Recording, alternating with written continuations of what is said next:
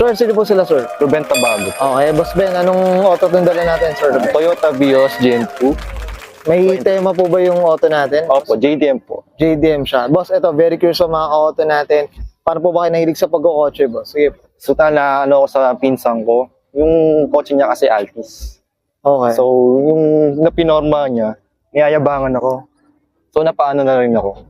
Na pormahan ko na rin yung first family car na. Kung ba nainganyo ka na rin, Sir Ben? Opo. Yung best. Up tayo dyan sa mga nag-influensya sa atin. Tama ba, Sir Ben? Yes po. Boss, syempre, di sa auto culture, okay lang po ba? Check natin loob, labas, makina, okay lang po. So, tara, check natin.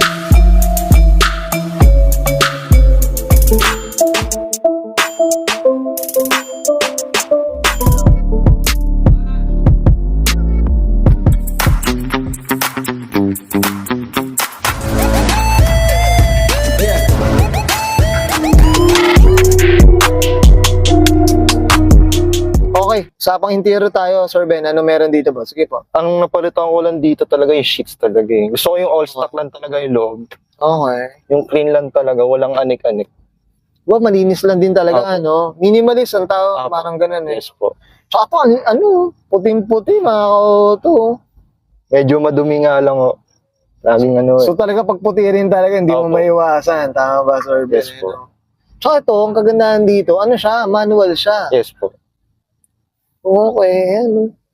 So medyo, kumbaga nung nakuha mo to, boss, nabanggit mo na rin, family car siya. Apo. Ikaw na rin nagbibihis ng paunti-unti. Yes po. Okay. Tayo dito sa mga nagsisimula di abangan natin to pag medyo busog-lusog na, tama ba, Sir Ben? Yes po. Boss, okay na tayo dito sa loob. Check natin labas. Okay lang Sige po. po. So, tara.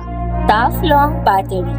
Tough and long. Okay. Sa pang exterior tayo, Sir Ben. Ano meron dito, boss? Yung